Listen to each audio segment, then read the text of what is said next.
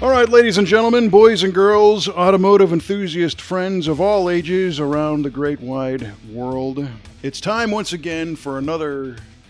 It's time for a If You Can Find a Better Podcast, Listen to It episode of V8 Radio. Oh, very nice.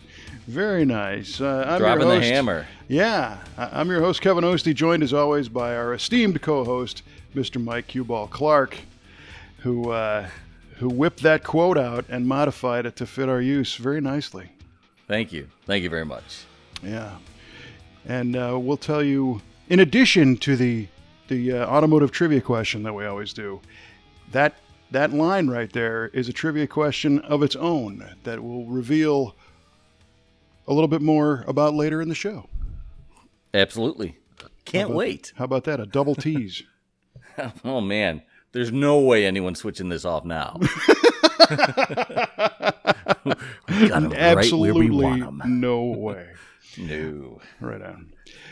Well, welcome to V8 Radio. It's a podcast about cars and car stuff and whatnot. And we always try to launch this episode and each episode with an automotive trivia question. And, you might think it's to further enhance and broaden the horizons of the knowledge base of our listeners, but it's really a bribery tactic to get people to listen to the end of the show. So have you prepared a trivia question? People seem to like these. They kind of do, they like your questions. They probably don't like mine, but I'm sure they get a good giggle at me trying to pull the answer out of my keister. Well, you keep dropping the hard ones on us. Well, I have to. Your knowledge is too wide, sir. Yeah, I have to go into all corners of the earth to get it. But anyway, yes, I do have a trivia question for today. And today, Kevin, we're going to be talking about the 1970 Cuda.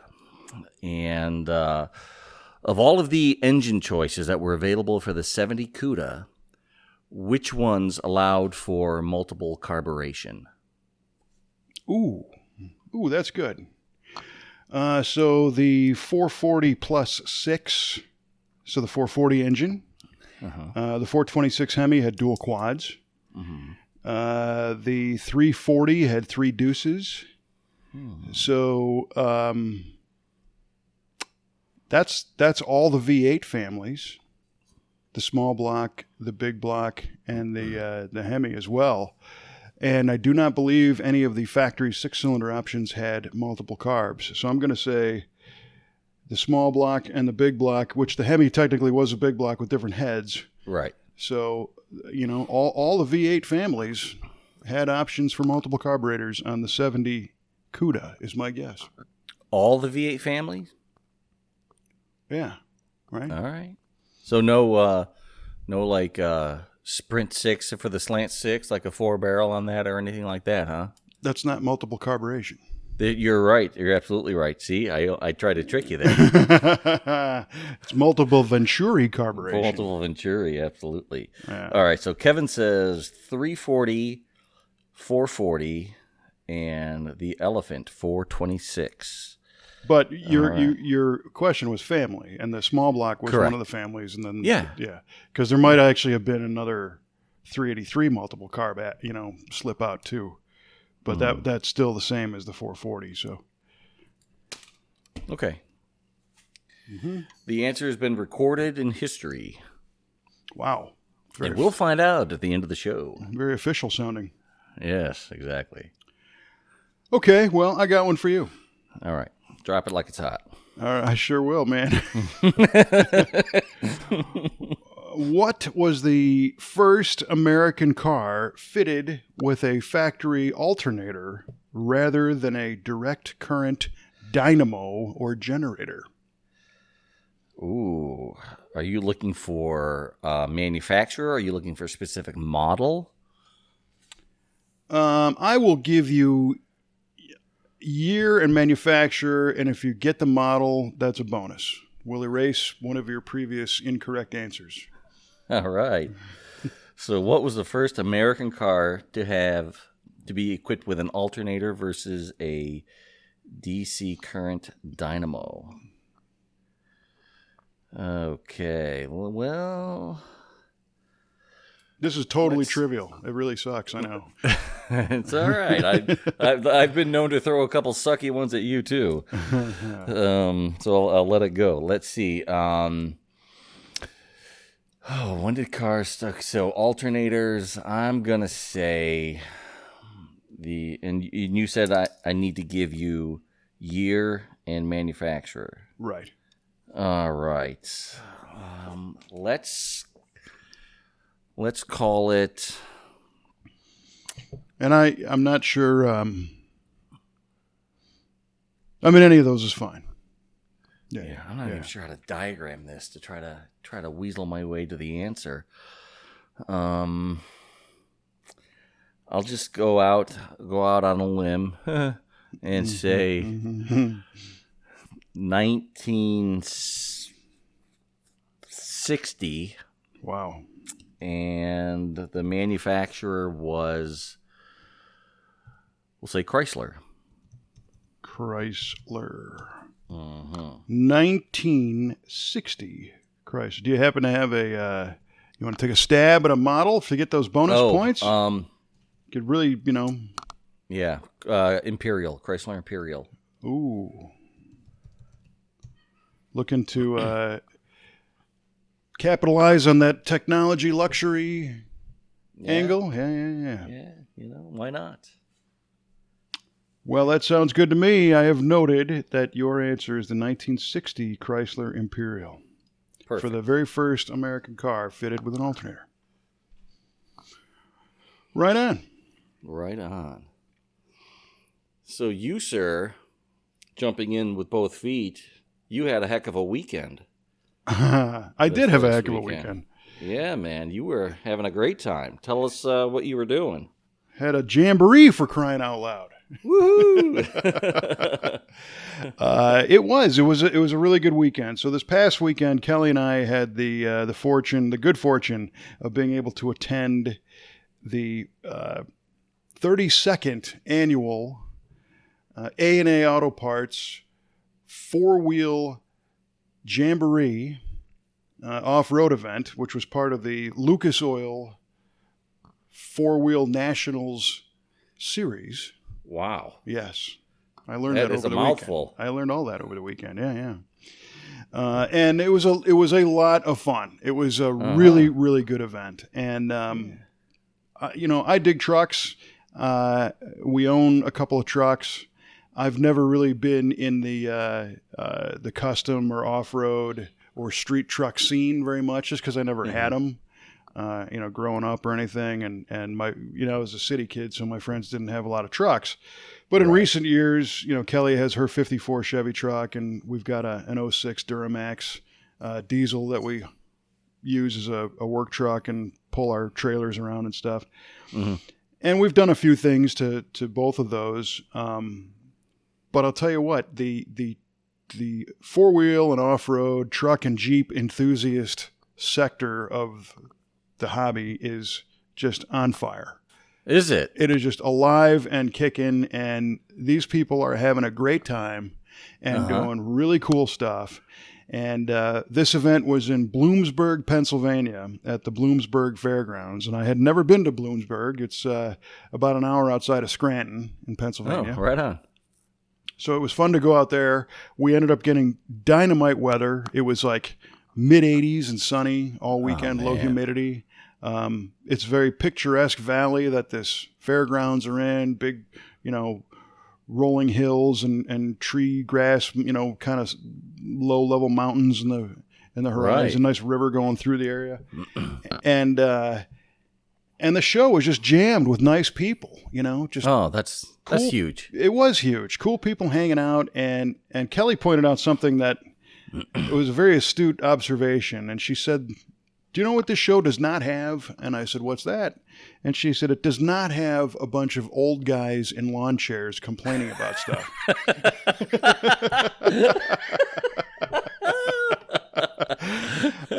Because the whole crowd skewed a lot younger. It was a lot of 20s and 30s, and there's older guys there too, and gals, and a lot of families. Good. Multi-generation families there. In fact, we shot a bunch of video and featured some of the trucks and talked with some of the sponsors and stuff. One of the feature videos was a gentleman, his 27-year-old son, and his dad, who's probably in his 60s, and they all brought four-wheel drive, body and suspension lifted, like 78 and 9 Ford F-250s. Oh, boy. Each guy had one. Grandfather, father, and son. Oh, man, that's terrific. It was terrific, and they're all jacked up, and it was cool because I think they were all big block Ford powered, four-wheel drive, mud tires. Right. But each one of them in the rearmost, stake pockets on the bed had a giant American flag on one and a giant Ford flag on the other. Nice. And these trucks were, one was bright red, one was bright blue, and the other was blue with silver inserts on the sides. And cool. Part of this event is the cruising function. These guys are cruising up and down and around the fairgrounds the whole weekend. So you're seeing these big trucks rolling with these flags flying and people hanging out in the beds and sitting on coolers and playing music. And this particular gentleman that we interviewed, his wife has, I believe, a 1970 Bronco, a red one, and she was cruising that around with him. And nice, man. It was really cool, and the variety of trucks was everything from the very latest Jeep Gladiators, which is the pickup truck style. There was a couple of those there. To regular, CJ Jeeps and JK pickups. And a long time ago, we had talked about how the Jeep JK truck is something that I've always wanted, like an early 1960s, 61, 23. There was two of those JK trucks there, one for sale. Yeah, I know. It was a little bit later than I was interested in. I think it was a mid-70s, early 70s. And the guy wanted... he didn't want a lot of money for it. I think it was only $3,500, and it would have been kind of a neat toy. I passed, but it made me pay attention to those a little bit more. Yeah. And then you had your brand new Dodge Rams and F-Series Fords of all numbers, and Denali's and Silverados, but all the way back to a bunch of International Scouts. Oh, yeah. I remember those. Yeah. So Scouts and Scout 2s. We did an interview with a guy with a Scout Terra, which is something that if you saw it, you would get it. It was basically a Scout 2 body style, so like 1971 and up, but extended wheelbase with the removable half cab. So it's like equivalent of a Chevy... like a K5 Blazer kind of thing? K5 Blazer kind of thing, but with a longer bed. Oh, wow. Perfectly restored. I mean, amazingly beautiful, with an upgraded diesel engine in it and cool stuff. You mentioned the K-Series. This one dude brought out, and I did a little video, a guy brought out two 1970 GMC Jimmys. Right. One was, again, a perfect stock restoration with the scroll print vinyl deluxe interior. Ooh. and a lot of cool factory options, air conditioning and AM, FM. And then parked right next to it was a twin truck, but it was a Survivor that had a period correct camper shell on the back. And it was actually a pop-top camper shell. Was it? So the roof line was basically flat, and then when you were going to camp in the thing, you'd crank up the top half of the camper shell. Oh, right. And get more bedroom up there. And I'd never seen one of those, but you know me and how I dig vintage camping stuff. And yeah. Oh, that was right up your alley. It was really cool. And so we shot a video feature on that, and that'll be out on VATV. We met so they do what they call a next generation competition, which is younger builders. I think the cutoff is 27 years old and younger. Mm-hmm. And met a really nice gal named Keisha who had I think it's a 72 Bronco that she restored, and it was a metallic hot pink pearl, Oh, wow. Yeah, which sounds intense. I mean, it was pretty intense. It wasn't over the top, though. All the trim was done in black. So the door handles, side mirrors, bumpers. Okay. So it's kind of this cool pink and black with a 302 Ford in it. And this girl's a nurse, an RN in the ER. And oh, boy. For fun, she rebuilt this Bronco and ended up winning awesome. the next generation contest. So You're kidding. was super Holy cool. cow. So she's in the running for I think for a trip to SEMA out of that deal if she wins out of the series. So that's pretty cool. Okay. Yeah, maybe we'll see her there. Yeah, maybe. So that was really neat. And then of course, being an event, it's more than just a show. Obviously, like I said, you could do the cruising and stuff, but they also had they had mud bogs, 5 different classes of mud bogs. They had monster trucks. They had freestyle monster trucks. They had what they call a tough truck challenge. And that just looked like a ton of fun. Here's an opportunity to take like a 95 Grand Cherokee and gut the thing and put, a lift on it and some mud tires and do laps around the track with jumps and oh, nice. You're side by side racing another truck. And that had everything from, vintage Baja looking Broncos in it to late model pickup trucks and everything in between. There's probably, 20 or 25 competitors in that event. And that was cool. And then they had some UTV racing, some side by sides. Doing some racing, and that was intense because those things are serious. Right. Some of these, Polaris and Yamahas and different stuff you can get now. And so that was a lot of fun to watch. There's always something cool to do, not just sit there and polish your truck and sit in your lawn chair and complain. And get yelled at by an old guy in a lawn chair. Yeah. Exactly. Right on.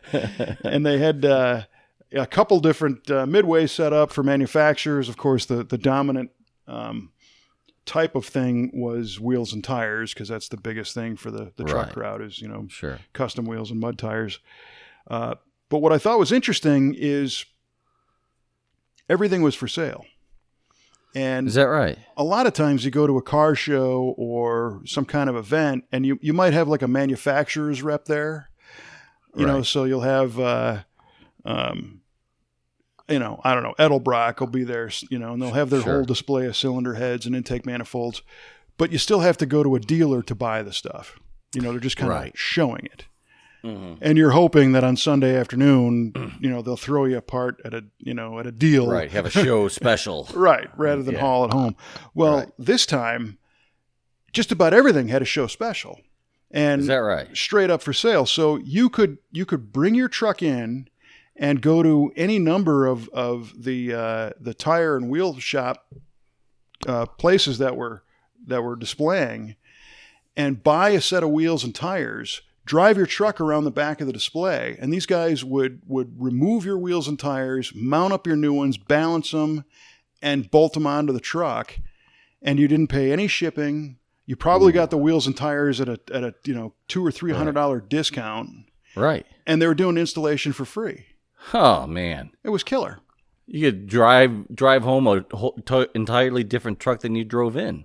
Right. And in fact, the one guy with the Ford F-250 we interviewed with the big flags in the back, he rolled in on a set of wheels, bought a new set, and sold the ones that were off his truck to a guy that was there, right? Oh, my gosh. That's great. Yeah, it was. I love it.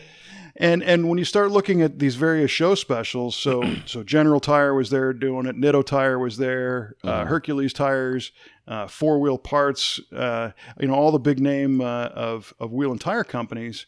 And like Nitto, for example, they had some of their new tires on display, but there's a regional tire shop in that area called Jack Williams and another one called A&A Auto Parts.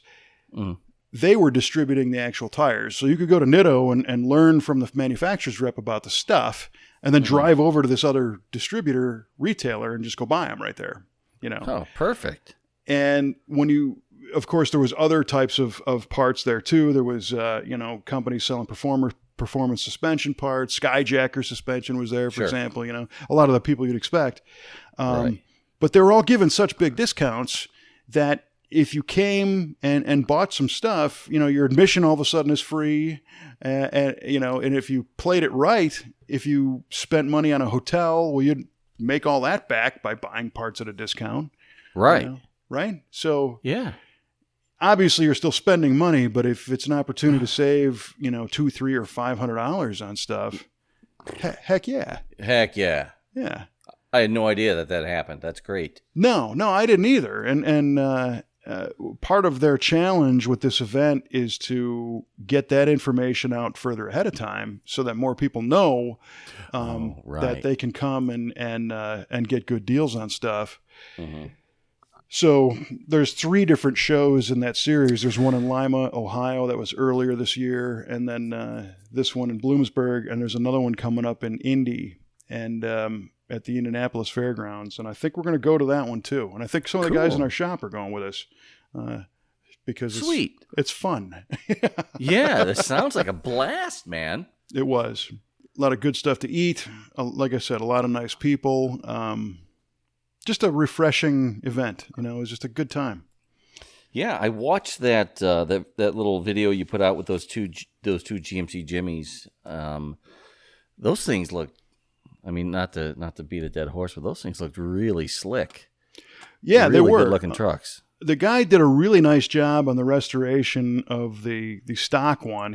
I think he deviated from the color a little bit. It wasn't quite Mulsanne blue or Marina. Or Le Mans. It was I had a little more pearl in it, I think. But it had been painted like 15 years ago, and it looked like it was fresh out of the gun. And he took a lot of time to find little details like the factory. Those things had an optional lower dash speaker that it's kind of strange looking because it didn't have an enclosure around it. It was like a bracket with a speaker. Really? Under the dash. And but it was a GM part, and he found an NOS one and put it in. And to see one of those K series or even like a Chevy C10 with factory AC vents in the dash, is really unusual. And this thing had factory AC on it. So that was super cool to see.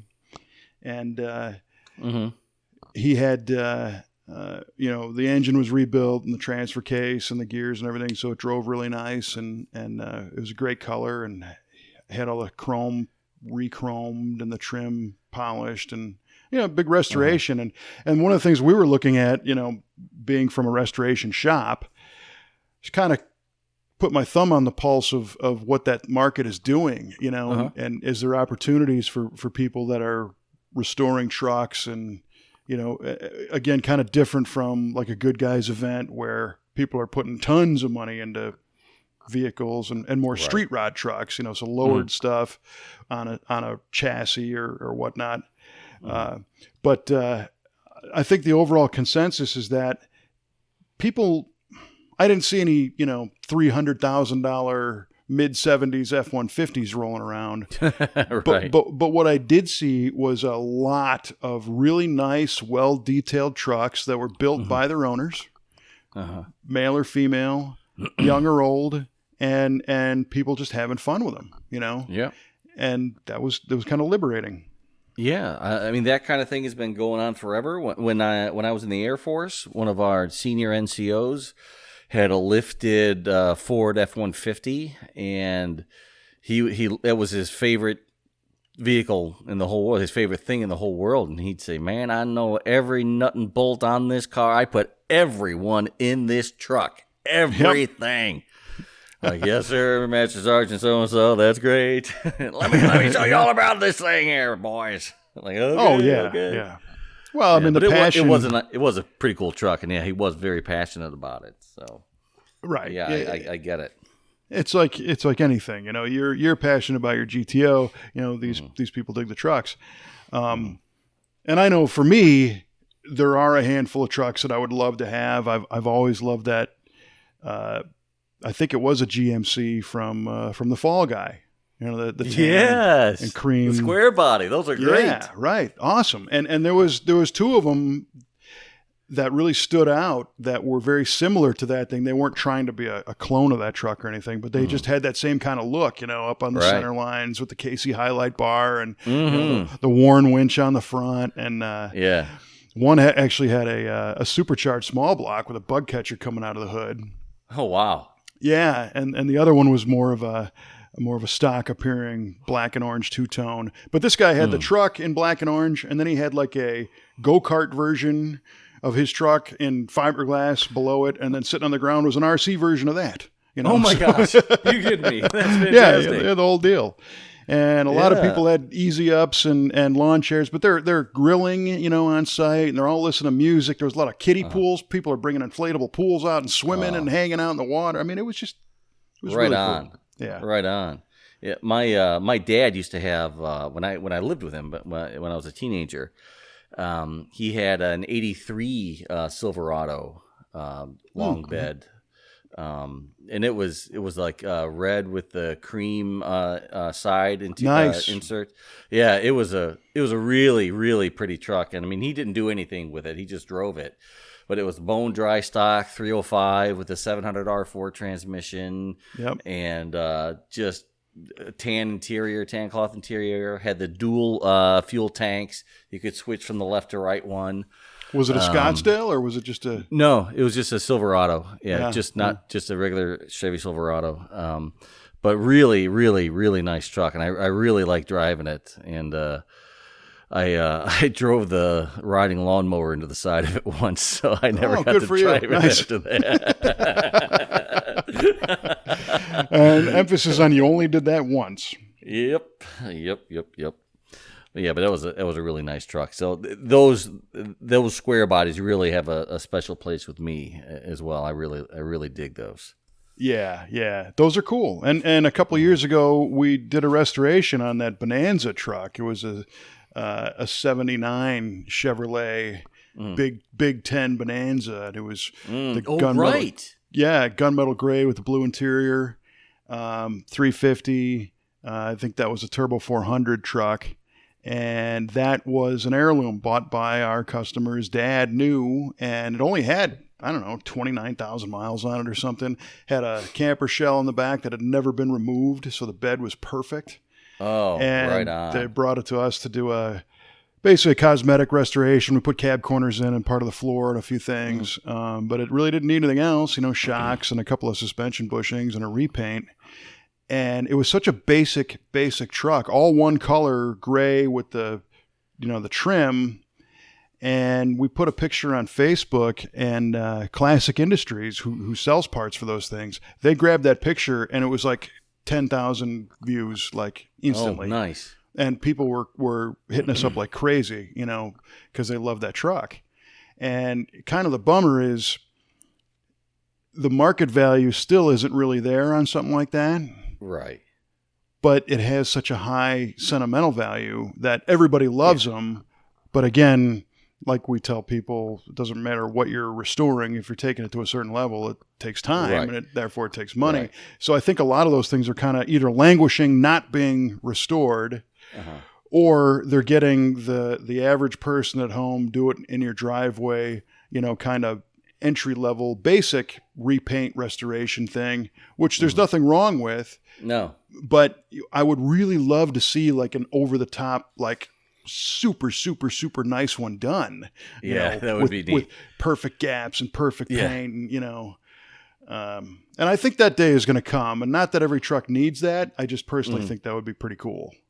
I would agree with you. I go so far as to want to see even a really old, low buck economy car from the early 70s brought back to just an over the top, super nice condition, brand new, just to see it, to see what it's all about. You'd lose your shirt on it, and you'd probably lose your house, and your family would leave you, but you'd have one hell of a nice Pinto. Right. Yeah, that's funny. And you're right. Exactly. There's not really there's not really a reason to do any of this outside of you want to. Right. But that Big 10 Bonanza that we did would be just as much fun, And even we're talking to a guy right now who's got a what year is it? It's a 73 camper special. So it's a long bed two-tone blue, half-ton pickup truck with the Camper Special stuff on it. And he's had it forever. And unfortunately, it's pretty rough, and we're talking about it. And he wants to do a resto mod with a 6-liter, LS-based engine and a 4L80 transmission probably, so he can actually use this thing again. And he's going so far as to try and find the original camper shell that his family had on the one they bought new, right? He knows the brand, and he remembers the chrome struts on the front and, the whole thing, which is great. But again, it's probably going to be a little pricey to do the thing. Yeah. Well, hey, do you remember at the SEMA show, we were, it was, I think, one of the last nights or at the end of one of the days, and we were hanging out with the Ring Brothers. And they had wasn't that big, is that big K5 Blazer? Is that what it was, or a Bronco? Yes. Yeah, it was a Blazer. Yeah. Yeah, that was done to the T's. That was. Over the top. Well, the C10 and those K5s from the 60s are definitely being done to that level now. Those markets are so hot. Those trucks are so hot. You can buy everything for them, and there's a lot of shops that are building those to top level. People aren't afraid to invest in those at this point. Yeah. But that 83 like your dad had, people aren't doing that to yet. Yeah. You're right. There's another one. There was a couple of vans at this particular event. One was a blue 4-wheel drive Ford van. I sent you a picture of it. Yeah, that thing was so cool. It was crazy. I loved it. Yeah. He had this. The only thing I thought was a little bit kind of cheesy was he had the name kind of, I guess, maybe water jetted out of a piece of steel and chrome plated, and it was bolted to the chassis right between the front and rear trailing arms, and it said Chromezilla, which I thought oh my goodness. He didn't really need to do that, I think, to score any points. But this was like I don't even know what year it was because I was kind of blown away by the whole overall presentation, but probably a 75 or 6 maybe Ford van. No, newer than that, 80s. But, basically on a monster truck type chassis. So it had giant tires. You could almost walk underneath this thing. Yeah. And he had all the side doors open and the rear doors open, and everything was plated and painted this cosmic kind of medium metallic blue. Full on custom van on a monster truck chassis, Sure. And it got me to think about the van that we used to have. My dad had a 79 Dodge Maxi van conversion. Yeah. And to your point, we bought that thing in 85. So it was 6 years old already, and it had lived in the Chicago area. So it was, a little crusty around the edges. Sure. And by the time we got rid of it, it was pretty much smoked. The quarters were rotted and everything was gone on it. But looking back, how cool would it be to do a perfect restoration on a 70s, boogie van like that? Oh, with all day long. With just wonderfully flat paint, and then I found the brand of the wheel and I forgot what it was. It's a turbine style mag that was on it, but it wasn't one of the Westerns or the Keystones or the Americans. It was an off-brand wheel. And it had a very specific shape to it. But to take those and blast them and CNC cut the fins and then clear powder them again to make them look brand new and crisp, and get the tires and the fiberglass flares and, all the upholstery and everything redone, just like it was in 79, but a million times nicer. Yeah. And then, I'm sorry, Dodge guys, but maybe put a Duramax in it. Right, you were preaching to the choir, Reverend. And an Allison 5-speed, transmission with the overdrive, and reinforce the chassis a little bit, and make like a 3/4 ton hauler out of it, and use that to pull our box truck or trailer around. Testify, love it, love it. Yes, well, because at the McCacken show, was it last year when a guy had that Mr. Norm's 440 van there in the barn find section? Oh, yeah. I think I remember that. So it was a custom conversion, I think a 77 extended cab or extended, maxi van with a factory 440, and it was sold by Mr. Norms. And of course, so to be period, you'd put a 440 in it. To be insane, you'd put a Hellcrate, supercharged motor. That'd be super awesome. But to me, it'd be really cool to put a diesel in it to get mileage. And, the Dodge guys are going to say put a Cummins in it. But I think the V8 might package a little bit better underneath that doghouse. And I got you. And just do it up super nice. And again, that would probably be the end of my marriage. But it would be not so unless you got to drive it.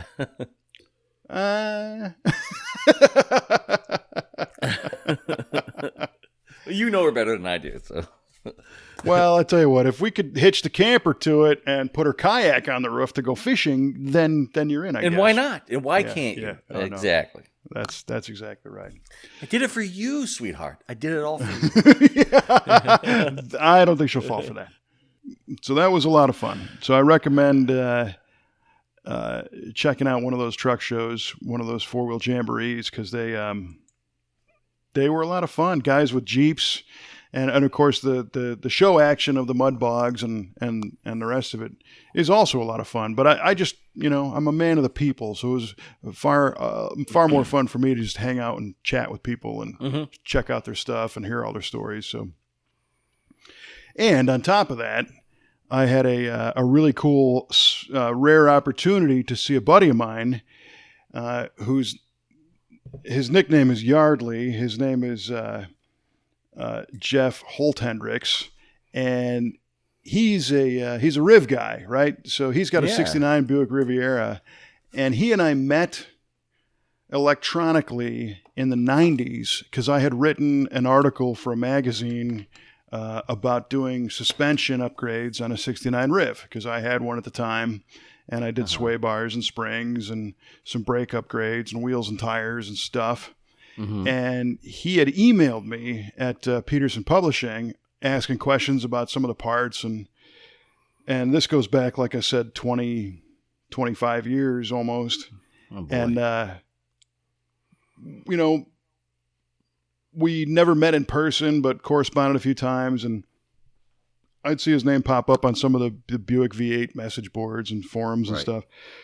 And then he kind of disappeared and whatever, but because of social media, a couple years ago, we reconnected.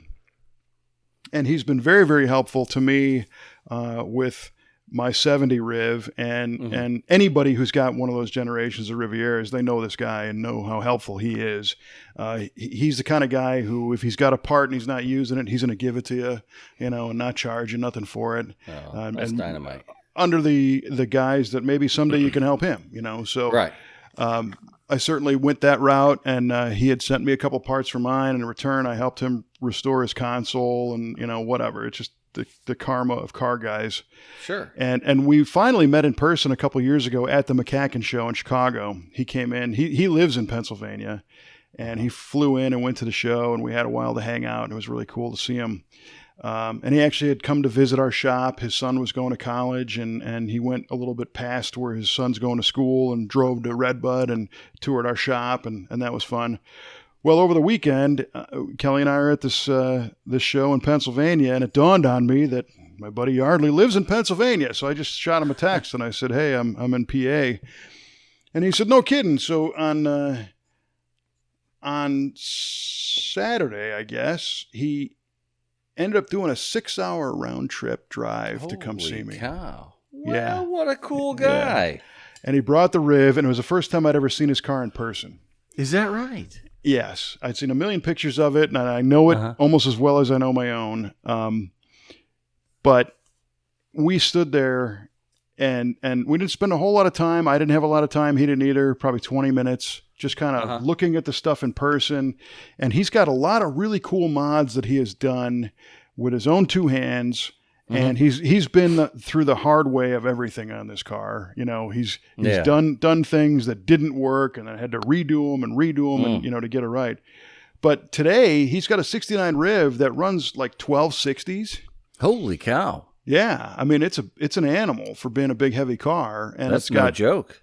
It's he's got cut lowered springs, and he'd been through that whole routine where it was too far down and then not low enough, and back and forth and fine tuning all that, and sway bars and exhaust and a 468-inch Buick motor, I believe, and good stage 1 heads that have been gone through, and a TA Performance intake manifold, and he's actually going to move to one of those Holley Sniper fuel injection systems coming soon.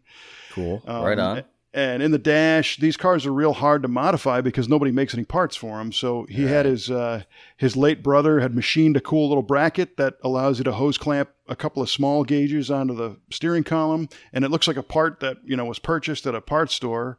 Nice. That could be mass produced. We're all convinced it would fit any car. Killer stereo, big bazooka tube in the trunk, and great Nice. 6x9s in back. He's a big blues fan. We all like the same kind of music, and comfy seats and good brakes and the whole package. So he took me for a ride, and the thing pulls like crazy, and we actually chirped third gear. What? Yeah. Oh my gosh. And he, he's not a small guy, and I'm not really either, and a bunch of weight in this car, in a big heavy car, but that's Buick torque in action. Right. Functioning AC, blows ice cold, and all the comforts of the big luxury car that just gets kind of violent when you step on it. Yeah. You can't ask for much more than that. No, you really can't. And it was really great to see him. And I feel bad because we were too busy caught up in the moment of BSing that we didn't get a picture together by the car, of course. Ah, darn it. So I told him if I get a chance to do this Bloomsburg show again next year, I'm going to go out and then we'll get the picture, at least. There you go. But he's also a listener to the show, so I just wanted to say, hey, thanks for listening, and thanks for being one of the good guys in the Buick world, and in the car world in general, and for taking the time to come out and show me the car and hang out, and it was cool. Right on. Thank you, Yardley. Yeah, sounds like totally. a heck of a guy. He is, and it was really, in my world, being involved with the cars on a business side. It's oftentimes hard to get time with regular people that are just buddies, Right. Because in my position, a lot of people, they want to know answers to questions about cars they're working on, or they want to know what something's going to cost, or they want to know something about a show. And it's just like hanging out with you. We're just, buddies, and that stuff's fun. So it was cool. Yay, I'm glad you got to do that. That's a nice kind of little oasis in your hectic day. Right. So and not that I mind, not that I mind answering questions about anything or doing what I do. Right. But this was, again, so I think it all fit into the weekend of that whole show, had that same kind of feel. So it was cool. Dig it, Very man. fortunate. Dig it. Yeah. Hell yeah. Yeah. And I guess while we're throwing, some shout outs out, there's some unfortunate news. There was a public passing of Lee Iacocca recently, which was a bummer. Yeah, that was a bummer. Probably one of the most prolific car executives there ever was. I think he's the only person to have led in recent history to have been at the helm of two separate major car companies, one being Ford, the other being Chrysler. It's unbelievable. Yeah, it is. I mean, he started at Ford in 1946, if you can believe it, and he retired from Chrysler in 1992. 92. So yeah, spent a great part of his life doing what he loved. Of course, he fathered the Mustang. Yeah, exactly. I was just going to say that, and as well as the Pinto. So there's give and there's take. Well, a guy like him, though, I'll never forget growing up. I didn't really know the father of the Mustang story or really why that mattered, when I was 10 years old. But by then, vividly remember him being the pitch man for the Chrysler K car. Yeah. And this gets back to your opening statement, because he was on television and standing in front of a K car saying, if you can find a better built, better backed American car, buy it. Mm-hmm. So that, if you think about this, has so many ramifications, because first you've got the top guy standing in front of the bottom line entry level vehicle that company sells, right? Mm-hmm. He's not, in front of the Cadillac, Fleetwood d'Elegance. And in his case at Chrysler, he's not in front of some custom Imperial executive. Right. Or New Yorker or something like that. Right. He's standing there talking to the everyman American citizen who's working for a living, who needs reliable transportation that has to be reliable, And at the time, we were getting our rear ends handed to us by imported small cars. So he said, we can do this. Yeah. Well, the whole company was getting its butt handed to it. It was going under. And yeah, totally. He developed that K car, the K car line, the Plymouth Reliant and Dodge K. Yeah. And pulled them out of the jaws of defeat. It's amazing. It's an amazing comeback story. And, was able to secure government-backed loans and paid those loans back 7 years early because they were doing so well. And just an amazing story that you just don't see these days. Right. And so the other aspect of that particular advertising campaign was that now you have the CEO of an automaker telling you to buy a different car. Yeah. I dare you. Where today you don't acknowledge a competitor. You don't even think that there is any competition. This is the greatest thing ever, and here we are. And you certainly don't have any. Hey, can you imagine another time? I can think of one other time where an auto executive was hawking the cars on television.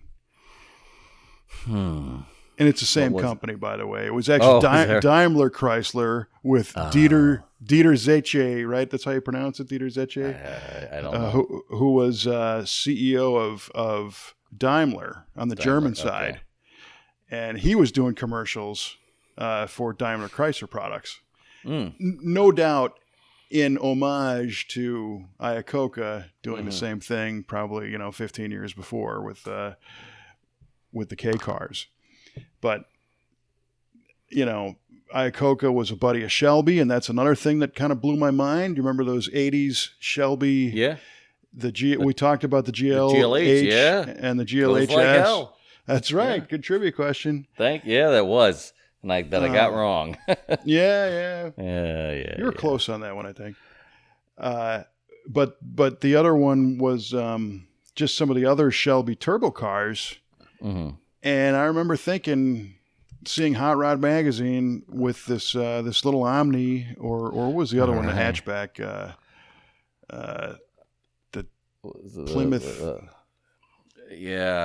Darn it. I can only think of Dodge Omni. I can see the thing in my head, but it was the sportier one. I totally see it in my head. I mean, it looks just like a bloody Volkswagen Golf for crying out loud. Well, there was that, but then the other one, there was the hatchback with the it wasn't quite as stodgy looking. It was the Charger. It was actually a Charger. It was a Dodge Charger. That's it. Yeah, That's boy, it. Yeah. My mind still refuses to believe they called that car a Charger. I know. But at the time, again, it's like Hot Rod's got, a Camaro and a Mustang GT and this Dodge Shelby thing. And we're like, are you out of your mind? First of all, Shelby was Ford.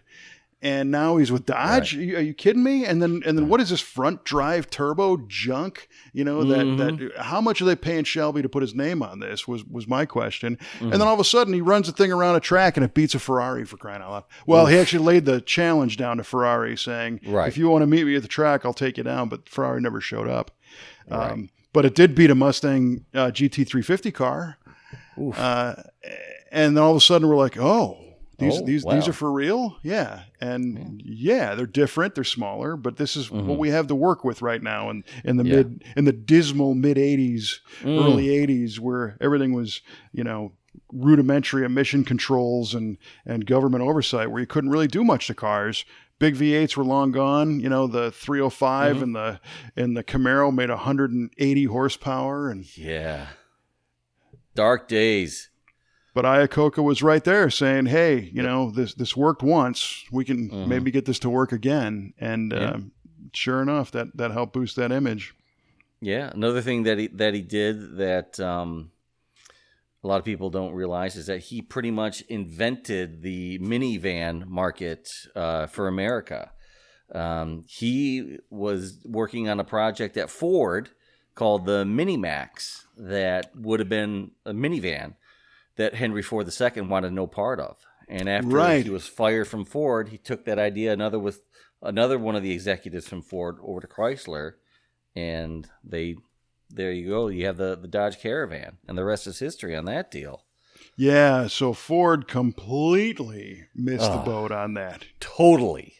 And that is a great story because, nobody...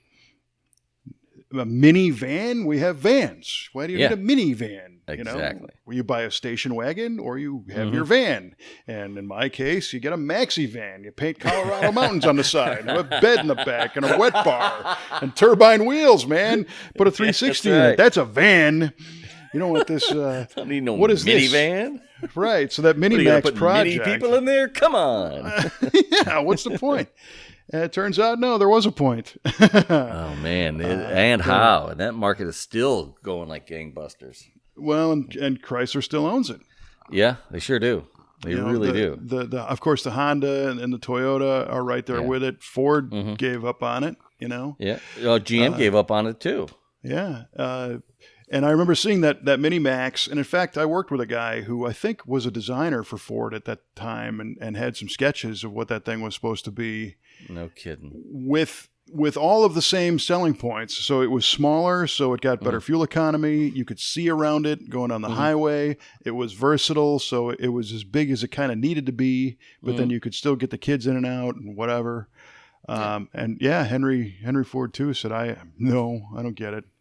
And fires Iacocca. God dang it. Right. Vey. And next thing you know, here comes the Dodge Caravan and the Plymouth Voyager, right?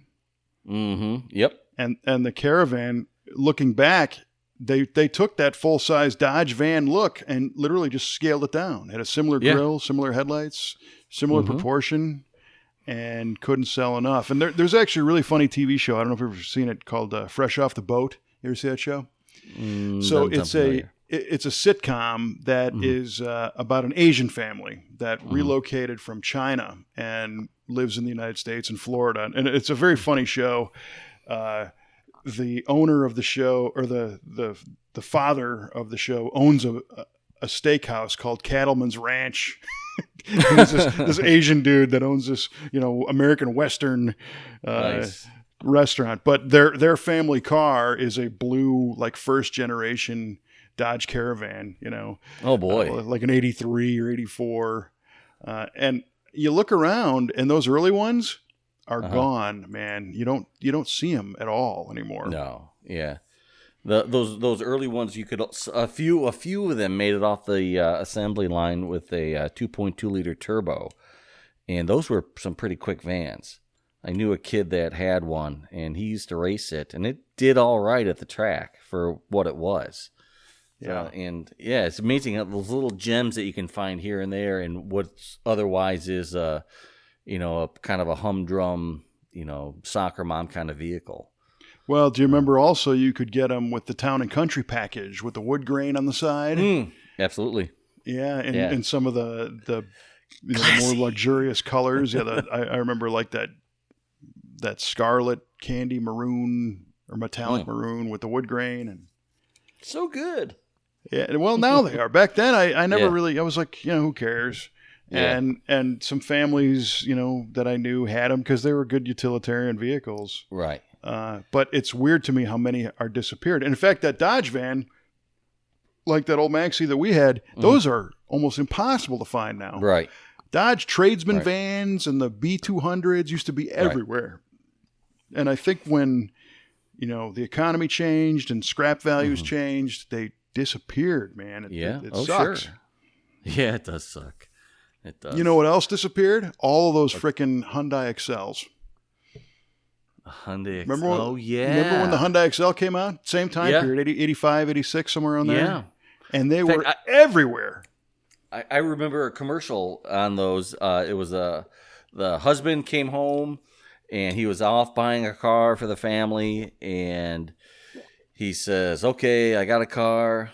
I spent about $12,000, and take a look at this." And he opens the door to the garage, and there's like a gray Hyundai Excel sitting there, and she's like, "Oh, that's nice." And then he opens the garage door, and then there's a red one sitting in the driveway. Right. Like, we got this one too. And the joke is like, "Okay, I'm driving the red one," is what the wife says. He's like, "Yeah, right." I get it. Because I was going to say, if you paid $12,000 for a Hyundai Excel, you overpaid by 100%. Yeah. But it bought you two of them. Yeah, exactly. But they were cheap, available everywhere. Yeah, right. I mean, at the time, who's gonna, once they broke down or got rusty, who's gonna pay a lot of money to fix that? Well, you threw them away, But yeah, exactly. There was throwaway cars, a handful of those cars, and now that I think about it, so you had the Dodge Omni. I think it was the Plymouth Horizon. Plymouth Horizon, right? Yeah. Exactly. Then you had the Hyundai Excel. Then you had the Fiat Strada. Remember the Fiat Strada? It looked just like it. Mm-hmm. And it had a weird. Well, they're all weird. Those Fiats were weird. And then, of course, you had the Yugo again. Oh my God! Yeah, you did. Another goofy-looking hatch.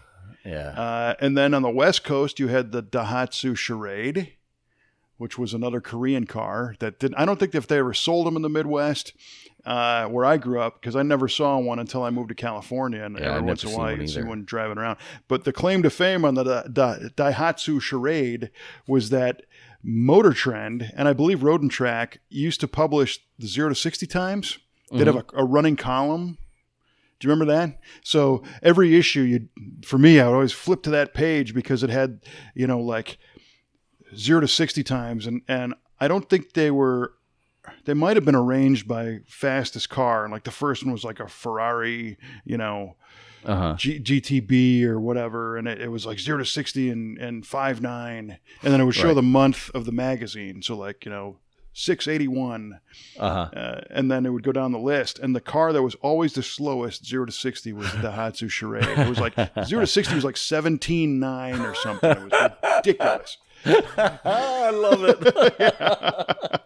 Oh, that's beautiful. So I was like, what is this car? I couldn't pronounce it. I didn't know what it was. I just knew it was slow, so it stuck in my mind. And eventually, there it was. That's awesome. And again, along those lines, the Renault Lacar was another one. Oh, yeah. Yeah. Oh, my gosh. My lovely wife actually had a Renault Alliance at one time. Ooh, the one to watch. Yeah, and I yell at her father every once in a while, like, "Why did you allow that?" He's like, "I didn't know any better." It was the Motor Trend car of the year, man. Yeah, That's was. Why. You're right. Yeah, God, and at the French car. God, at the time, do you remember they came with windshield banners that said Motor Trend car of the year? You're driving down the road, and in the back window there's a sticker like AMC and Renault was saying, "Yeah, we don't believe it either."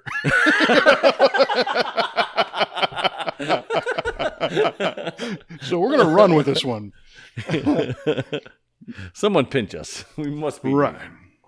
Of course, the old joke was Motor Trend never met a car they didn't like. Oh, right. There was people that always tried to correlate the amount of ad pages to who won the car of the year. Oh, I gotcha. But I do think that usually happened afterwards. I think that was kind of a reverse psychology campaign, because if the cue ball 201 special sedan won Motor Trend car of the year, you were running ads to tell everybody, so it caused people to buy ads also. The cue ball 201, 0 to 60 in 201 seconds. Yeah, there you go. Well, at least it's on par with the Daihatsu Charade. Yeah. Oh, we're having a battle. Battle to the basement on that one. Yeah, those all were rough, but interesting. Mm-hmm. So, yeah, we lost Iacocca, and we also lost a buddy of mine, a gentleman named Greg Weld, passed away over the weekend, which is a sad thing. Unfortunately, we all knew it was coming because he had been battling some cancer for a long time. But Greg was a very avid car enthusiast, racer. I met him first on the Pro Touring, and I think the Lateral G Forum was when I first interacted with him, probably 10, 12 years ago. And met him in person a bunch of times at SEMA. In fact, one year I hosted the Lateral G party at SEMA and spent some time chatting with him there at Sandlin Lumber. And Greg was just a great guy who was fortunate enough to do very well in life and had some financial resources, so he could call things as he saw them. You know, he was his own guy, and there's a very documented story about a race car he had built that didn't really go well, and he called out the builder publicly, repeatedly, and the mission for that was not to be a jerk, but to let as he felt, he wanted to let other people know that that what the marketing hype wasn't necessarily the reality. I see. Because he was a car guy, he was an enthusiast. He wanted to take care of his buddies, you know. And last time I saw Weld was I think at the PRI show, and we had a pretty good chat. And he recently had a 40 Ford pickup truck built. It's on a Roadster Shop chassis. It was built by Hot Rods of Andis. It's a Riddler winning shop. They did a beautiful job on it. It's flat battleship gray, and everybody gave him a hard time about the color because it's shiny primer, you know. Yeah, there are those who love that color, and Greg loved it, and my buddy Charlie Lillard was like, "When are you going to paint that thing, you know, like orange or red or blue or something nice, you know?" But unfortunately, Weld lost his battle with cancer over the weekend, and interestingly, he had sent his truck with his daughter Adrienne to the Good Guys Columbus event. Greg had never been to Good Guys Columbus and always wanted to go, and said, "Hey, take the truck, go out there, see the show," and then he passed away while his daughter and the truck were there.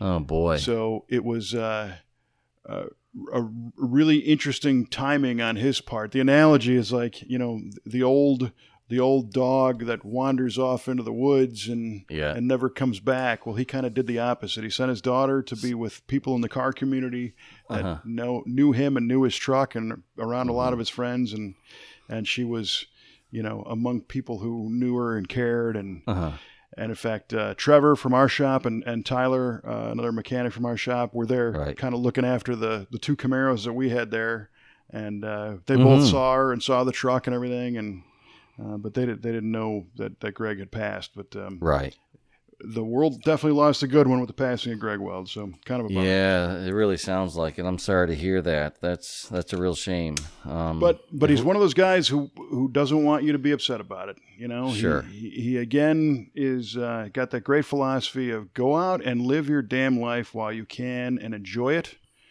and just do what you like to do and don't worry about it. So that's what I can't argue with that. Nope, not at all. So we're not ending our show on a downer. It is it's an inspiration. You know, but of course all of our shows are inspirational in some way, right? You know, absolutely, man. They might inspire you to turn your radio off. Find a different show, maybe. They inspire me to learn more about the car biz, so maybe I'll get a trivia question right. Yeah, there you go. Well, speaking of trivia questions, we had a couple. Why don't you go first? Sure. All right, Kev, I asked you about the 1970 CUDA, and of all the engine choices available, which ones were available with multiple carburation? And you said the 340 six-pack, 440 six-pack, or would they call it the six-barrel for the CUDA? I'm not sure what the proper marketing term was on that. Not that it matters. It was a 6-barrel on the Cuda. 6-barrel. And then, of course, the 426 Hemi with the dual quads. And Kevin, ding, ding, ding, you are absolutely correct. Hey, right on. I was worried about the 340 because normally it was only available as the 4-barrel, but if you got the AAR Cuda is where you got the 340 with the 6-barrel. So right. Well done, sir. Congratulations. Hey, thank you. And a lot of people still try to figure out how a 340 cubic inch engine was able to utilize 6 carburetors. Yeah. Well, if they're jetted right, you can do anything. They were. Yeah. Only claimed to make 290 horsepower, but I'm not sure that was actually I don't think true. That's correct. No. They were some pretty high winding engines, weren't they? Yes, very well built. Very well built engines. Yeah. Good stuff. Mm-hmm. All right, so the one I had for you was what was the first car fitted with an alternator rather than a direct current dynamo, American car? Yeah. And your answer was and I said you could get the year and manufacturer, and then, of course, the model would have been a bonus. Right. And you said 1960 Chrysler Imperial. Mm-hmm. And the answer is a 1960 Plymouth Valiant, which falls under the Chrysler. So you got it right, my friend. I'm a winner. You are a winner. I'm a winner. I'm inspired. See, it's an inspirational show. You won that one for Greg Weld and Lee Iacocca for crying out loud. I did. Mostly for Greg. All right. Oh my gosh, I can't believe it. Yeah, good for you. Holy cow. I've never seen anybody so happy to win nothing, but congratulations. But I won. I'm like the old man when he won his leg lamp. Oh my gosh. I won. That's it, man. Feels good to be gosh. a wiener. Yeah.